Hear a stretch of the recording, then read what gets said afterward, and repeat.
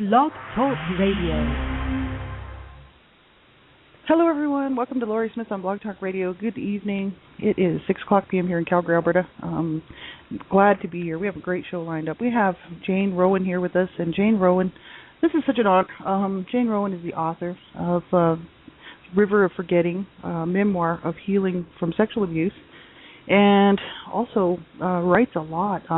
Jane Rowan is a former science professor who's made a new life. She's a creative writer and artist. She publishes poetry as well as articles on the inner child and healing. And she has a booklet called Caring for the Child Within, a manual for grown-ups, which is available through Amazon Kindle, as well as on her website. And you can see Jane's work at www.janerowan, JaneRowan.com. And she just recently published The River of Forgetting, a memoir of healing from sexual abuse, and it's just great to have Jane here with us. This is something we've been planning on doing for a long time. Jane and I were going to set this interview up a long time ago, and things happened, and we finally got around to doing this, so I'm so glad that Jane is here with us. And if anybody would like to phone in with questions, and we are taking calls, and you can phone the guest call-in number. The guest call-in number is area code 877-653-8384. That's for people who are listening elsewhere on some players and whatnot. You can call in if you'd like, and just follow the prompts, the voice prompts when you do phone that number, and they'll tell you how to get into the show. And the chat room's open, and we are here for an hour. So I just want to welcome Jane Rowan. Hello, Jane. Hi, Laurie. I'm so glad to be here, and I just have to tell you how much I admire all the online activism you do. So I'm thrilled to be talking to you. That's awesome. Well, I think the feelings are mutual here. Great. I know I've been wanting to talk to you for a long time, and I read your book, and I found it just so helpful. So it's very comforting to me to see that so much healing can take place for survivors of abuse, child sexual abuse, and whatnot. There's so many of us out there, and there's so many people that don't realize that. That they may be feeling, wow, there's just, will I ever feel better? Will I, can I ever heal? Can I ever move forward? And I find your book to be very, very inspirational and helpful for me. So I just want to throw that out there for other people, I'm so glad about that because, of course it was not easy to write, but I just kept thinking other people need to know this, and especially other people like me whose memories aren't very clear. Mm-hmm. I wrote, but we can get into more of that later, but that was a big motivation for me in writing the book. Mm-hmm. Yeah, because I noticed that was, that's really one of the major themes in the book, because of the fact that the abuse happened to you when you were so young. Mm-hmm. And this happens to so many people. We know, because I do a lot of prevention work, we know what the stats are, we know what happens out here. And so many children, young toddlers and even infants and babies, are sexually abused, and then may not have a lot of cognitive memories later on, but they know, as adults, these survivors of CSA, child sexual abuse and whatnot, incest, they know that something happened to them. Something inside of them tells them, I have these feelings, I have these, these things that come over me that tell me that something bad happened to me when I was young. And then so many times, we have the whole hour to talk about this, but I know so many survivors may think, did it really happen, or am I just crazy, or, any number of questions. Yeah. That's exactly where I started, Laurie. I was going along in life. I was in my early 50s. I was a science professor. I was successful. My son was in college. Everything was fine. And I kind of woke up one morning with this memory. When I look at it now, I realize that, my father had died about a year before, and he was the perpetrator. So, I think some pressure on me had been released. And I was thinking of quitting therapy. I'd been in therapy for a few years, and I thought, I've done it all. Let me just quit, And so then I woke up in the morning. And the memory was that I'm sitting on the toilet in a particular bathroom, and I know where it was because I can see the door and I can see the window and the bathtub and everything. and that's a house we only lived in when I was 3 and 4. Mm-hmm. So I was young. Right. I was really, really young, and this memory hadn't been hidden, Lori, but it didn't. I didn't think it meant anything. Mm-hmm. And so, but then when I woke up that morning, I went, oh, no, that's just not right. I remember that I'm sitting on the toilet and it hurts when I pee. And then I remember that my parents tell me that it's because I slipped on the bathtub. And I'm like, no, that was not it. That was not it. So I immediately went to my journal, and after I wrote down what I just told you, I wrote, not my father. No, not my father. Surely not my father. Mm-hmm. Which was, you know how those clues are when your part of your mind says, no, it's not that. That's right. Another part of you says, I think that's that. Yeah. But that the other part of you that just doesn't want to believe that something like that can that could be true. Absolutely. It's like no way. no way. Yeah. Yeah, exactly. That is doubting. Yeah, exactly. And I think that's where so many people are at. And I do it myself. You know what I mean? I think, am I just, did this really happen? And did I, and this is the thing for so many people, like yourself, when you're in your book there, where you were explaining really quite well that, you certainly didn't get any answers. You didn't get any, no one was stepping up to say, well, yeah, this is what happened to you. You were basically just being left in the sort of in the dark to figure it out yourself, and which is so many times the case. Nobody in families really wants to talk about, many times wants to talk about things like that have happened in so many families, unfortunately. And I know, because even in mine, that's the case. And so I know that we're just two typical survivors who have to then deal with this, with these emotions, these feelings, with this so somewhere inside of us, this knowledge that this did happen, and that it's very hard. It is, and there were a lot of good things about my family growing up, and in a way that just makes it more confusing. I mean, I felt blessed in lots of ways because I had a stable family, right, and roof over my head and food, and there they were both there, my parents, and next door to me the father was beating the kids. Oh, we don't do that in our family. We're much better than that. And my family was kind of eccentric. We weren't like the other people in the neighborhood. But I did think that it was stable and loving. And, the cuckoo thing is, it was both those things. Yeah. How can it be that this love exists along with the abuse? It's just it's the worst kind of betrayal. But, I mean, I guess when I started putting the pieces together, I could see that my father was angry and arbitrary, and I was afraid of him in some ways. And he was having affairs with other women.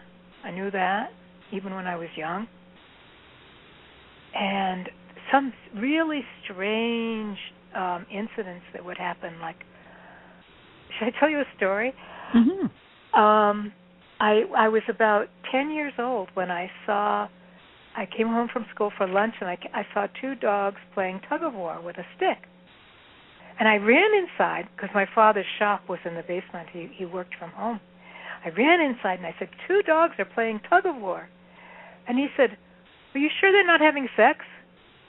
They're stuck? And I'm like, oh, my God. I mean, I'm 10. I barely know what sex is. Right.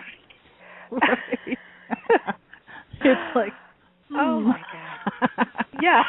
Just things like that. Just kind of like things like that. They give you a clue that something was kind of weird in the family. That's for sure. Right. Yeah.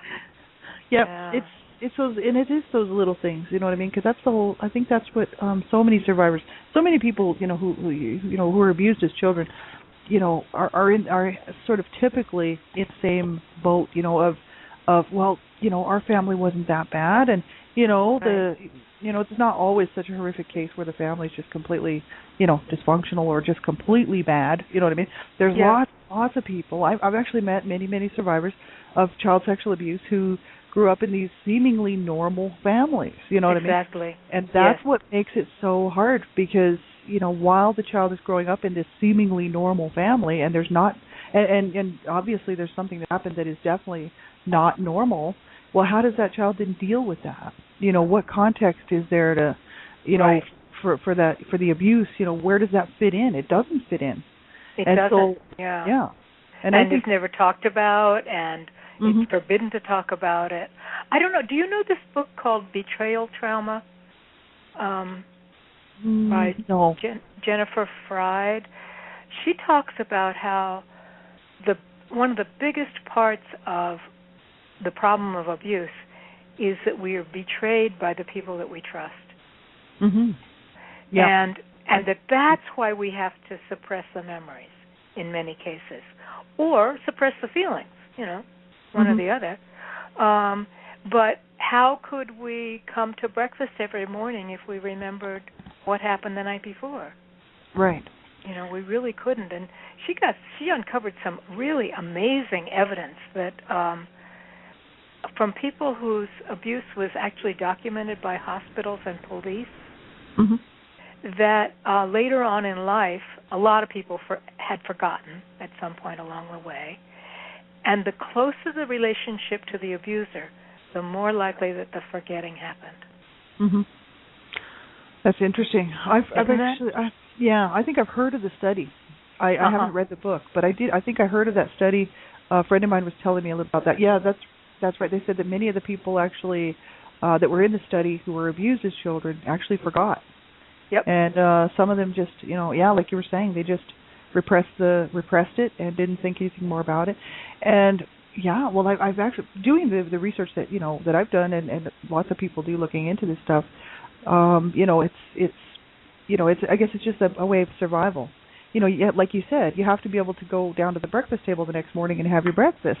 And so you have, you still have to fit in with this family, and as a child, you're still looking for that love and acceptance and to be part of the group. And what do you do with that abuse? It doesn't fit anywhere. That's what a friend. Right. Yeah, I've actually heard this before, and that many times, survivors will, protect themselves in whatever way children, will either draw like sort of repress the memories or disassociate or whatever, this, and as a self-protection, so that they can continue to live and to keep going.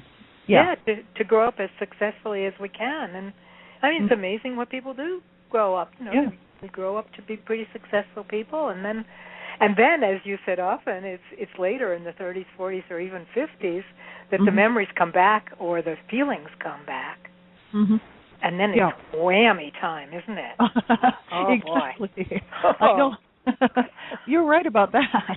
And I think it's very strange that it takes that long for many survivors before these memories start to resurface on a level where they realize that, oh my God, this really happened. Yeah. And now what do I do? Now what? It's absolutely horrific. And like you were saying, in your case, your father had just passed away, and then it was the next year. Yeah. Your memories started to resurface. Yes. And that's a scary thing, absolutely. Because, like you were saying, you had these, you always felt kind of sort of like there was something strange or something wrong, but never really could put a finger on it. Right. And then when the memories started to come, especially of the bathroom incident, like the bathtub incident where, your mother said that you had slipped and fallen and hurt yourself on the bathtub rim, you were like, no way. No way, right. That really happened. Oh, and then, you start to piece things together. These little pieces, start to come together, and you start to, like, I know it took you a long time just by reading your book. It took you, a long time to piece a lot of it together, and without words. Yeah. I found that very interesting. It was, some of it was memories of things like that strange incident about the dog, but some of it was body memories where I could feel things in my body, but I didn't have any pictures to go with them. And again, I was, really young when this was happening, like 5 or 6 in this case, and I wouldn't have had any words for what was happening, So between the repression that happened, so that I didn't remember at all, and the lack of words, I really found that I needed to use artwork and movement and things like that in order to access and to even sort of show myself what had happened. Right. You know what I mean? See, that's interesting to me, and I want, because I do want to ask you about that, because I've never done any of the authentic movement healing work. And in your book, you did describe really quite well, like many of the sessions that you did with the authentic movement, like, and you were very good at describing it, which is very helpful for me because I'm a survivor, and like all of us who are all looking for healing. A lot of us are hoping to find something that will help us to get through some of this stuff that we don't have words for, that we don't have. That we can't just journal. It doesn't feel better. Like lots of times I'll feel better if I just journal or if I just talk about it or whatever. But there's certain times, when there's certain memories that come that, that doesn't even help. It needs to be expressed in the body, Yeah. I was lucky because I'd done some dance and some of this authentic movement. And in this, so you get together in a group, and some people watch while other people move. The idea of watching is not to judge it and not to interpret it, but just to be present as a witness for the movement. So I was already familiar with that, so that when I started to have these body feelings, I could bring them, like go into a session like that, and kind of move these squirmy, awful feelings in my body, but I didn't have to tell people what it was. And they were not allowed to say, "Oh, I see what you're doing."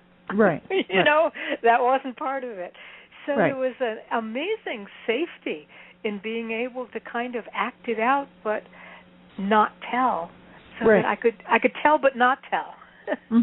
Just telling in a different way. Yeah. Telling in a different way, right. Sort of showing instead of talking. Right. That's interesting. It was extremely helpful for me. I guess it made me feel like it brought me back into the community. You talked about how isolating it can be to be abused and really kind of not know what to do with it or how to be with it. And this way, I could bring these horrible feelings, but into a community and feel like I was being held without the interpretation and without any judgment. So that was good. Yeah, that's awesome. And especially, I think that that's important, especially for people who have been, like children who were abused at a very young age, when there is no, like, pre-verbal, and there is really no words, because when you're that young, you don't even know the meaning of any of that, because that's not part of your vocabulary. That's not part of your world, No, it shouldn't be part of your world, should it? No, it shouldn't be, and it's all of a sudden becomes forced upon you as part of your world, and you just don't know what to do with it. And it's that's right. That's I can see how that could be very helpful. Authentic movement. I haven't done any of it, but I kind of was thinking it might be nice to try it, because to sort of move through some of the stuff that I don't really have words for, that I definitely have more body feelings or body memories for, or dealing with the abuse. So that's really interesting. I think that's very good. And the other thing, go ahead. Oh yeah, no, you go ahead. The other thing that helped me, of course, I journal. You mentioned journaling. I can't do without my journal. I live with it, and it's a dear friend of mine. But the other thing that I did was artwork. And it wasn't even really art at first. It was just, I needed to get a red crayon and just scribble as hard as I could, because I was feeling such anguish and such pain and grief. And again, words wouldn't do it. So it was great to just put these feelings on the page. And the funny thing is that over the years, after I did a lot of that, just putting stuff out on paper, I've actually started to paint and become an actual artist, which That's is awesome. the strangest thing. It's great. Who That knew? is awesome.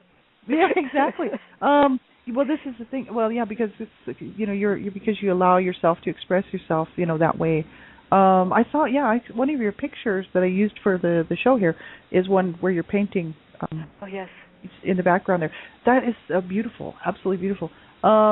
This is the thing. I think it's so important. I haven't done a whole lot of that. Allow myself to, like you're saying, to take to let that out, right? Grab a crayon and, whatever color, and just like you were saying, red, black, whatever color, doesn't matter. Yeah. And allow yourself to just do the movement of it, and let some of that stuff out. Like I still haven't done that. I'm learning. I recommend it, Lori. I do. I mean, you have to take your inner critic and park her in a closet and just say, forget that, Right. I'm not going to listen to you. That's right. The critic has to go away while we do this work. That's it. Which leads so well into talking about the inner child. Mm-hmm. Because I felt like I was picking up the crayons with a very childish impulse. Right. And for me, doing some inner child work, it was just the gateway to the emotions. I don't know how. I know you've been doing inner child work too. Mm-hmm. That's right. I find that it just, at first, all I could feel was grief and pain and loneliness, Mm-hmm. This child just wanted to cry and cry and cry and cry. Right. Little thing, Oh, I know. It is heartbreaking. Yeah. Yeah. And then I realized, it's kind of like, if I could imagine actually adopting a little girl who's been abused. Oh my goodness, she wouldn't trust me to start with. Mm-hmm. She wouldn't believe that I was going to listen. Right. And my inner child was like that. I would have to sit, and sometimes she'd just kind of turn her back on me and wouldn't talk to me, and then I had to listen to all the tears and the raging and the pounding and all of that. When she would pick up the red crayon and just scribble, scribble, scribble, scribble, scribble. Right. But boy, just when I really, really began to believe her, that's when things started to open up. Mm-hmm. Because up to that point, I was kind of going, I don't know. Did something happen? Did something not happen? Did it not happen? Did it happen? Right. Yeah. And when I felt like it did happen, I'd feel, oh my God, I'm accusing my family of something terrible. Mm-hmm. And then when I felt it didn't happen, then I felt crazy inside. Right. And I think that was that little girl saying, you've got to believe me. You've got to believe me. Right. Yeah. Yeah, no kidding. No kidding, yeah. Really? So listening and believing are just the biggest things for this little side. I think so, too. And I think, I really like what you wrote in the book. It's so good because I'm doing the inner child healing work. So for anybody who's listening to this, and if you're just listening to this and thinking you might like to start some inner child healing work, like I'm doing it, and I'm doing it really self-help with help of a friend who works with me on the telephone. She lives like 6,000 miles away. Wow. She lives in Australia, but she works with me all the time and actually spends a great amount of time actually going through this stuff with me over the phone. But I'm okay to do it on my own. But I don't, I would say it's always good to have some support, if a person's seeing a therapist or counselor or whatever.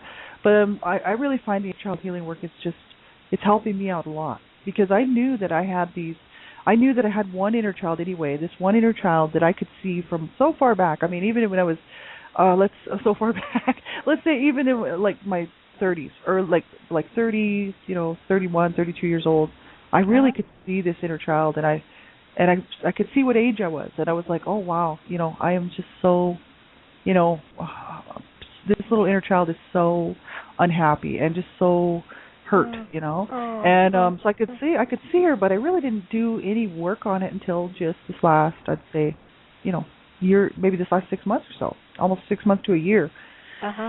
So yeah, I didn't start my healing journey until I was about 41. So that's the thing, and I since I've been doing this inner child healing work, I find, I'm in such a better place because I finally got in touch with her, and I got in touch with actually quite a few places where I was wounded along the way, and different points of trauma and whatnot.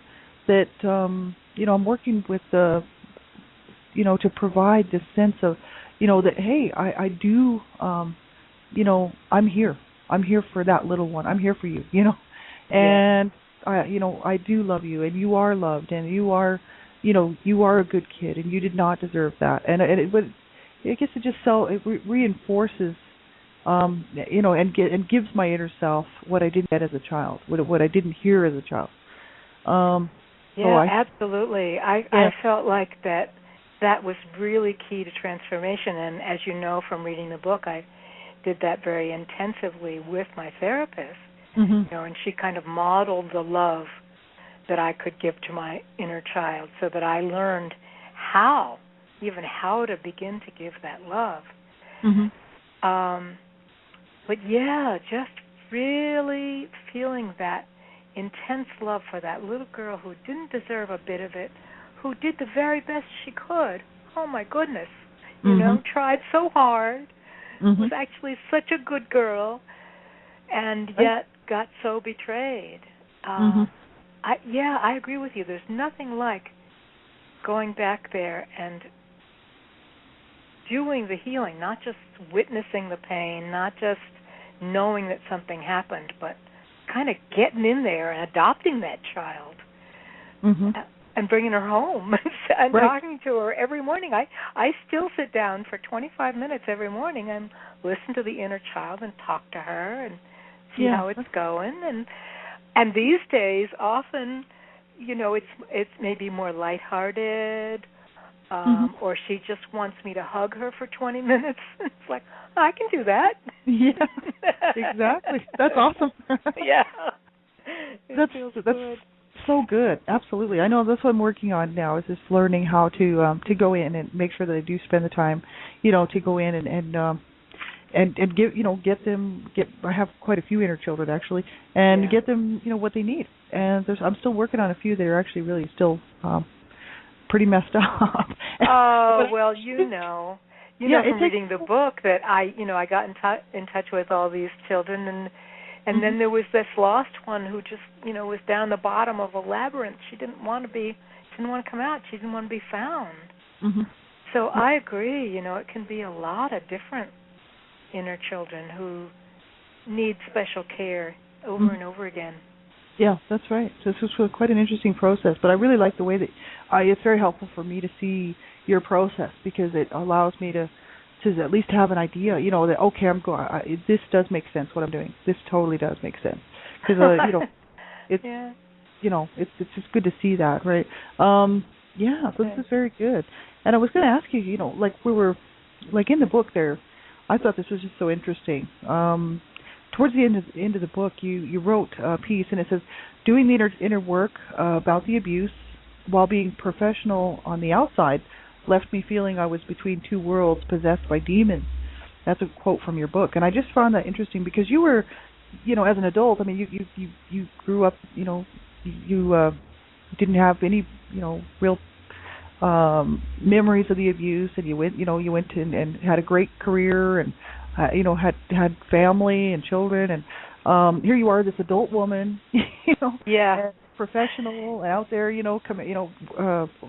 running a department, and with lots of responsibility, and really, if anybody looking in on it who didn't know, that there was anything going on behind the scene, wouldn't have thought anything. They because here, you were commanding a lot of respect and a lot of authority, and as a professional. I just wanted to ask you about that, because I think that this is such an interesting thing where you said you were feeling like you were between two worlds. Yeah, it's interesting because yes, I would go into work, and then there would be a little part of me that was that inner child going, "Oh, I don't know. I mean, I don't think I really have any power." Let me tell you a story about this. This is a story from the book. I did get a big grant, over $1 million, and people were coming to me wanting a piece of the pie, right? Mm-hmm. So I'm sitting in my office one day. I'm sitting in front of the computer, and this guy, Harry, walks in, and he's standing there, and he's saying he wants to take some students on some trip, and he wants some money, and wouldn't that be great if I could just give him the money?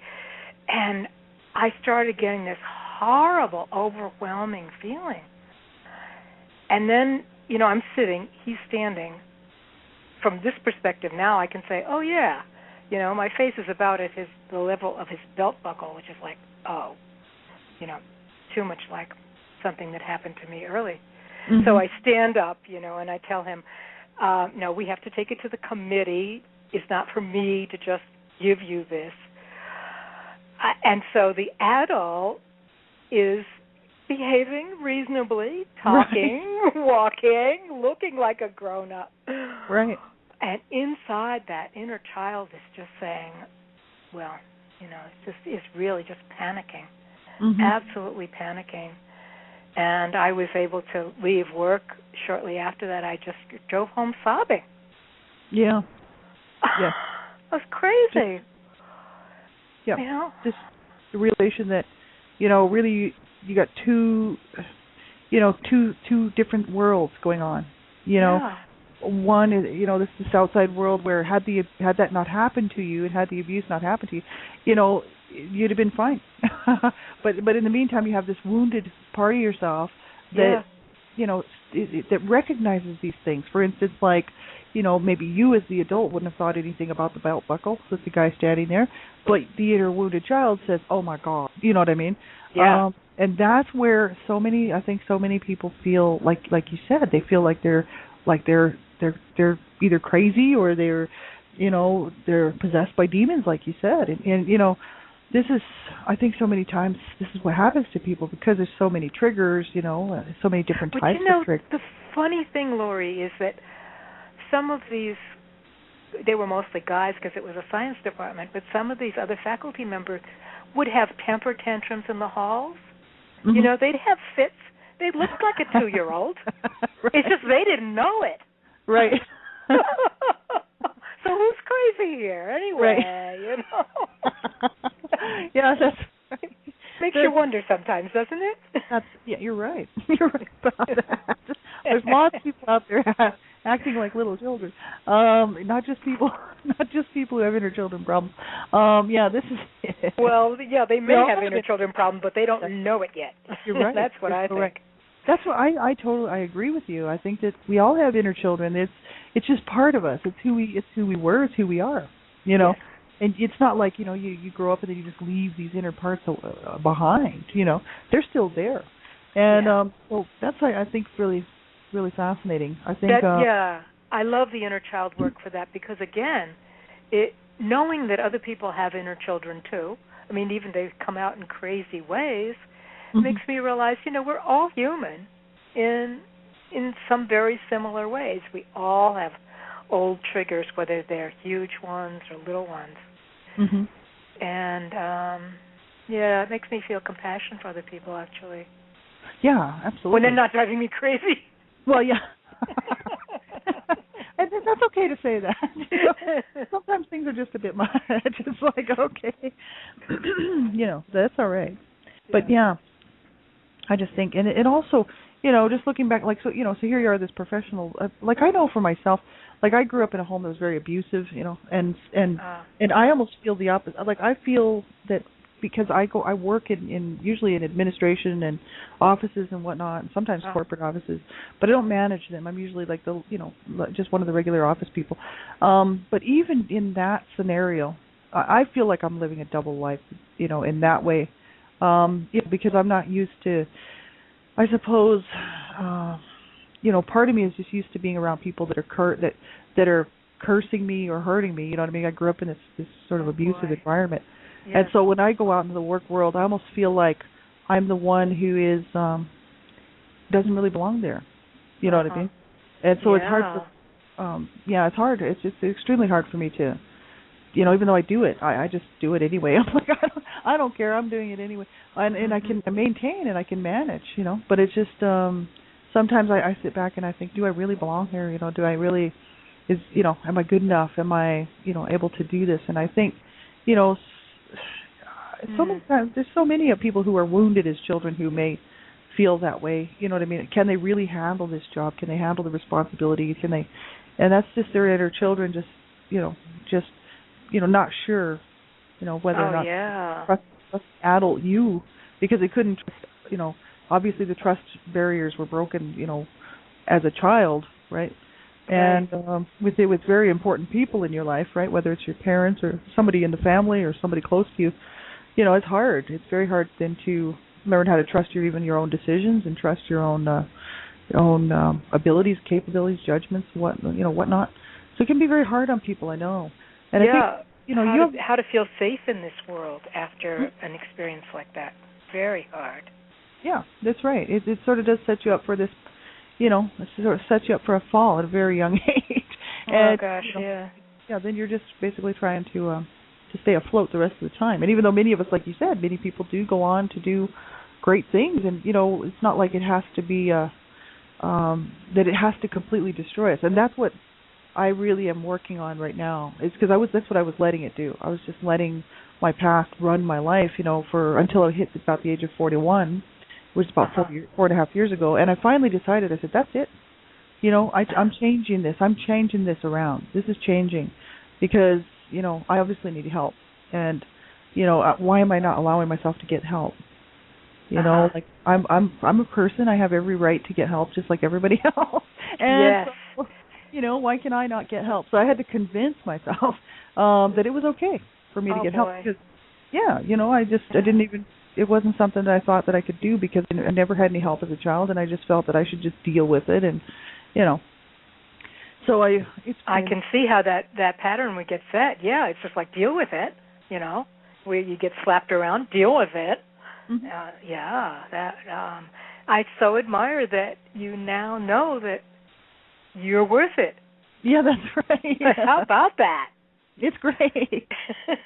It is. It's great. It's changed my whole life. Actually, my whole outlook. Yeah. It's completely, and and I'm still working on a few things, obviously, but I think most people are working on something. But yeah, this is the thing. This inner child work is really, it is helping me because I'm starting to realize that, hey, I can trust myself. I can, I'm the adult me. I can look after myself. I can look after my inner children, and set myself up to be able to trust, like we were saying, because so many times, children, when that trust is broken, you almost don't trust. You don't trust anything. You don't trust the world. You don't trust. Maybe you don't trust yourself. Relationships, any type of relationship. Sometimes people just have a hard time in many types of relationships. And so I think this is where when you actually get to do the inner child work, you start to these inner children start to actually believe you. Even they want you to believe them, and I believe that they actually start to believe you. Oh, absolutely. Yes, it was only about 4, 5, or 6 years ago. Somebody said to me, "Well, what about the inner adult?" And I went, "Oh, that one." And that's it. We have to become trustworthy adults for those inner children, so they trust us and we trust their perceptions. And that was just such a wonderful concept for me. It's like, oh yeah, right. My inner adult is getting more skillful. That's right. Yeah, I think it's fun. It's very good. It's absolutely very good. Yeah. No, I know. You there? What were you going to say? Yeah. Okay. I was just going to ask you if you are willing to talk about who some of your other inner kids are. Oh, yeah. Well, I have the first one that I recognized was 7 years old, and they're all me, just different points. So okay. I knew that they don't have different names or different, they're just me, but just different places where I got stuck, and I recognized them because I when I started going in and doing the inner child work, there was a 7-year-old, and I knew that. Then there was a 10-year-old that I knew about, and there's then there's an 8-year-old as well, and there's a teenager, and I think there's a toddler. And that's most recent, and because I've been doing the inner toddler work and the inner infant work, and so there's an inner toddler there. But there's some other ones that are just in the shadows, and I don't know how many. Maybe there's 1 or 2, or who knows? Like there's other shadowy inner children there that just definitely have not come out. Yeah. And I don't know why. Maybe it's just parts of myself that don't really. I don't know. Trying to understand it, but. Yeah, there's I can actually go and talk to these inner children that are me from so long ago. Oh, that's great. Yeah. Yeah, it's interesting for me. It was more in terms of qualities and less ages. Mm-hmm. So right. That's right. I noticed that in your book. Yeah. You had the one that was shy. The one that was shy, and the one that was so sad. Right. And then there's Good Girl. She's the one who kind of. She took on everything, so she was a good girl from kindergarten on. She just did everything that she was supposed to, and she's a great survivor, Yeah, that's She's probably the one who ran the department, too. Right. Getting things done, that's right. Yeah. Doing a good job. That's right. And then, and Lost Girl, and Silent Girl, who just wouldn't talk. Right, I think that's interesting. She was frustrating. Oh, my goodness. But I love her dearly. Yeah. It's really funny. I love her very dearly. It took quite a while. I mean, she even frustrated my therapist for a long time. But yeah, you mentioned that. I found that interesting. It was interesting, yeah. But then what happened? After I got really in touch with Silent Girl and was doing some of the writing about these children coming together, I got more in touch with a little girl who's just so joyous and full of light. Mm-hmm. And she's like the bonus, It's like the, oh, boy, we get to have fun, too. We get to be loving, That is awesome. That is very, very good. See, that's who I think is. That's big. That's interesting. I think because my stuff is I'm still working through the real painful stuff, and I haven't even begun to allow to see any of the others, except for the toddler seems pretty happy. The toddler's fine. Yeah, and the little infant seems fine. Some of the other ones are definitely need to have lots of work to do, but there may be more that eventually I'll get in touch with. And that's probably, hopefully, where I'll find my inner child, innocence and joy again. That's what I'd like to do. And that's what I'm really reaching for. And like yourself, you can't rush it. You just have to allow it to, allow the process to happen and allow these things to happen in their time. That's so important. Oh, I know how impatient I wanted to have memories come. I wanted them to be clear. Mm-hmm. I wanted to be done with this stuff in 6 months. And then after a year, I wanted to be done. And after 2 years, I wanted to be done. And, it's been 15 years since that memory came. Yeah. And 5 years of really, really hard work, just like where you are. Mm-hmm. And then another 5 of pretty darn hard work, but it wasn't quite as awful. Mm-hmm. And oh boy, we got a chance to talk a little bit before and say we don't want to discourage anybody, everybody out there who's in the middle of all this work. But no, that's right. I just think that it doesn't happen overnight. Maybe it does for some people. I don't know. But anybody I've ever talked to, any survivors of any type of abuse or child sexual abuse who I've talked to on their healing journey have all said the same thing. That it just doesn't happen overnight. And you have to allow, and give yourself the time and the room and the help, and get the help where you can. Whatever you like if you're listening to this and, if anyone's listening to this and you're thinking, can I truly heal? Absolutely, and we have to become our own best advocates. We have to actively seek out what's going to work for us, and whether it's a counselor, therapist, group support, you tried different things and you really made a real, you made a good effort, let me tell you. Thank you.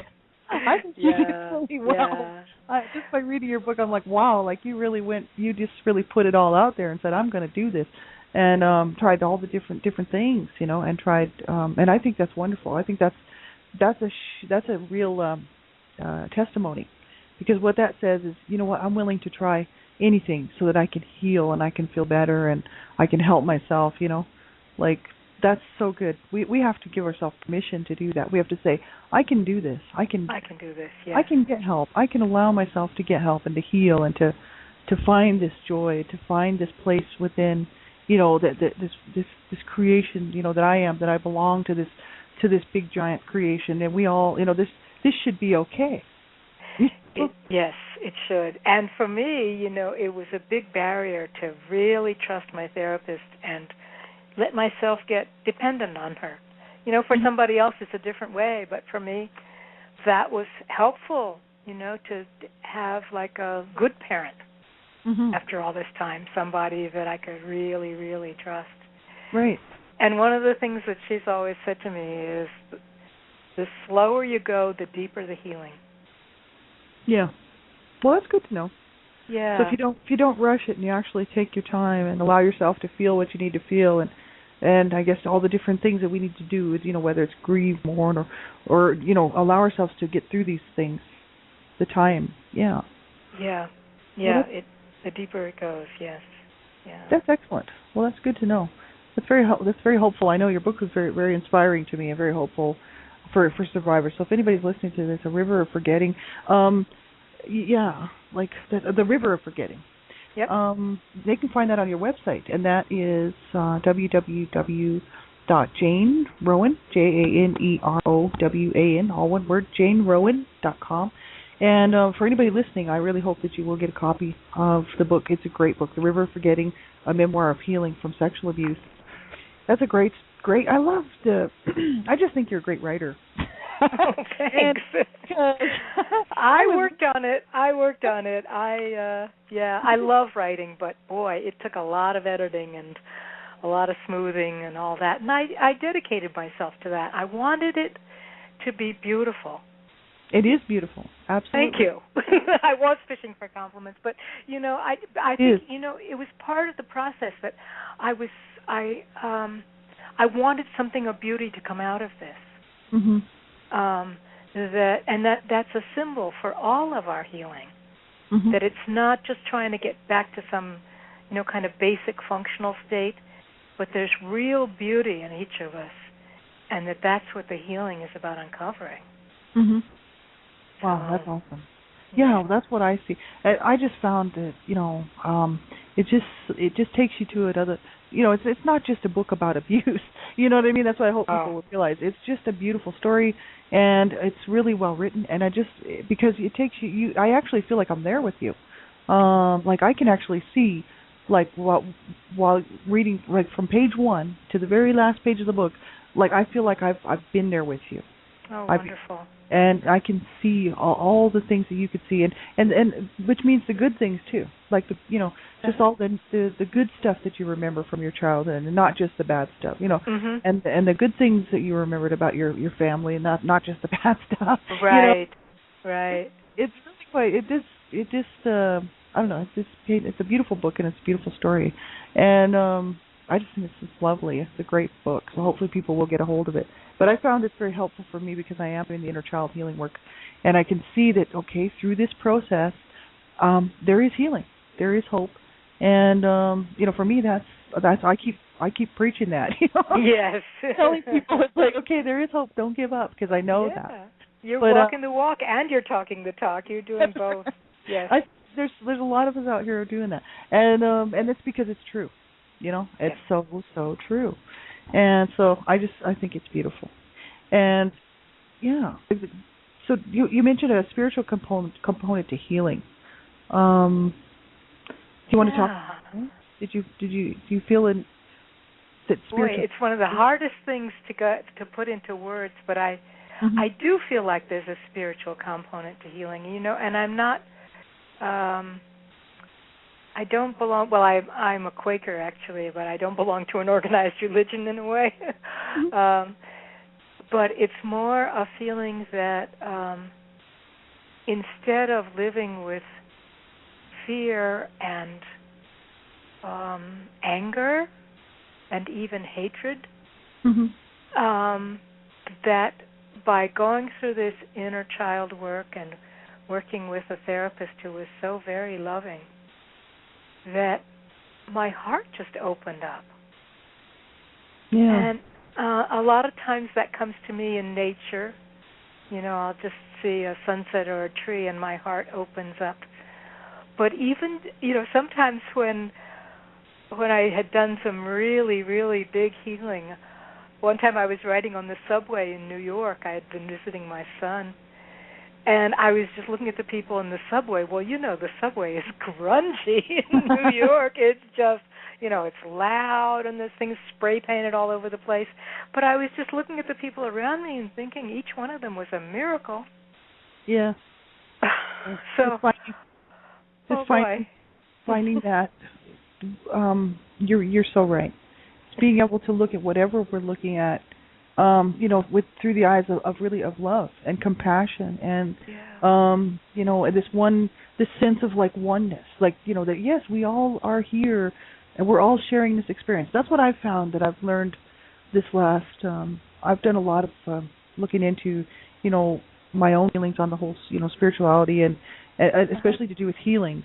And it is helpful, to really to delve into that. I hope that, by people listening to, what we're saying, it was good for me to see that, that we truly are part of this one. We're all living this time right now together, and we're sharing this experience. And so it is a miracle, and it is beautiful. And even though, there's sad stuff, there's hard stuff, there's painful things. We all know what we know what joy is. We know what light is. We know what love is. And we can choose to hold on to those things. And I think that's the most important thing, is to not give up on holding on to that, whatever little bit left, I know. Love, and it comes and goes, Sometimes there'll be these wonderful openings for me, and then sometimes I just have to kind of take it on faith, like you're talking about, I know it's there somewhere. I know it is. Right. I know it is. looking for something in a drawer. It's like digging around. It's there. I know it is. Exactly. I'll find it. Yeah, I know. Keeping that hope alive, absolutely. Because I know just from reading your book, that it wasn't an easy journey for you, and it's not an easy journey for anyone, who's dealing with child sexual abuse, and especially at such a young age, and didn't get any justification. There was no help, you just had to deal with that really on your own, and with the help of some people, which is great, and your therapist and whatnot. But I mean, it all had to come from you, Yeah, and it does have to come from us. But yeah, that's right. It's so good, though, to have friends and therapists and people on the web and you out there broadcasting. And I don't know if you ever go to any of the survivor forums, but they can be quite wonderful. People are so supportive.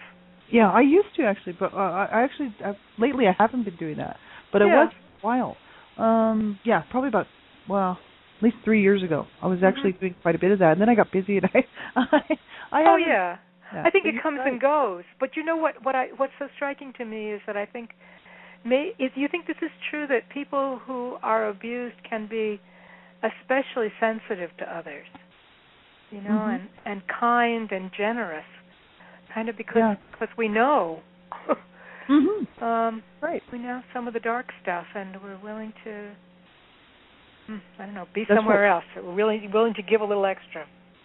I think you're right about that. I've met so many survivors just in doing what I'm doing, and just doing the work that I'm doing and working with on Blog Talk Radio and different things. And I've met so many people, and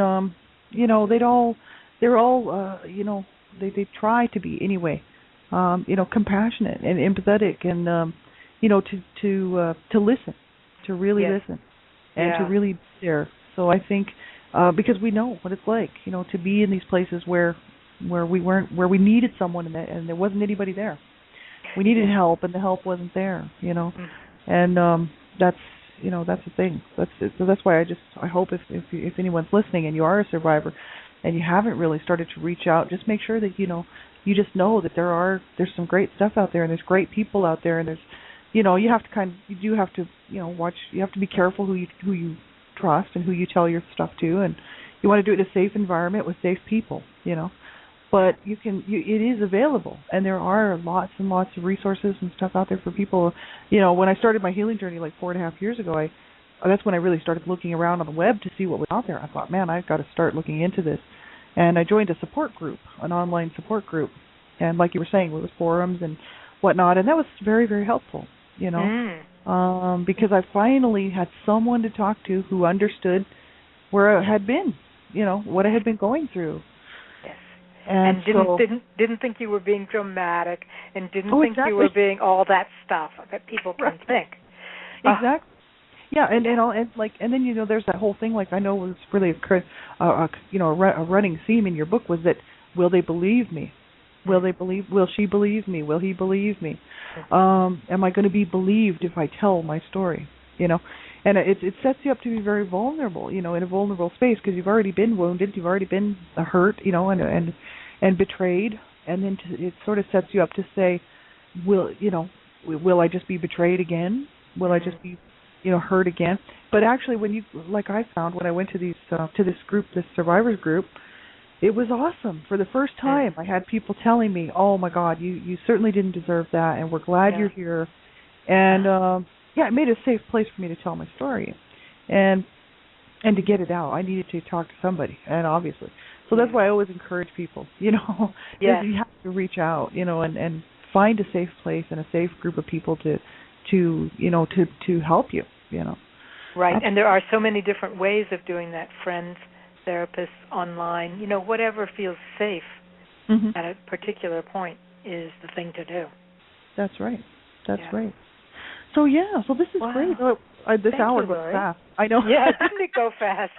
We could probably talk all night. But I know it's so nice to talk to you, Jane. I am thrilled. I'm so happy you came on the show, because I know this show, it was supposed to. It happens when it was supposed to happen. But we were planning this for so long, and I have been really wanting to talk to you. I thought maybe you don't even want to do a show with me, because I keep putting it off. And so thank you so much. Oh, thank you, Laurie. I really appreciated the chance to talk with you and to talk with all your listeners. Yeah, this is awesome. It's just wonderful. So what do you have planned for the near future? I'm going to do some more painting.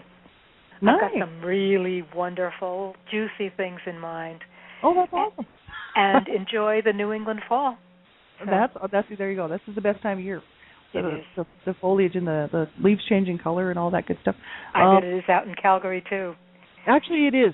Fall is beautiful here. Yeah, we're right close to the mountains, the Rocky Mountains, and it's beautiful. Yeah, until it starts to get cold, and then it's, there's just like the North Pole. That's okay. That's all right. We still stay warm, Laurie. You as well. Yeah, you take good care, Jane. Thank you so much for coming on. And thank you. I appreciate that so much, and take good care of yourself. Okay. Bye now. Okay. Bye-bye.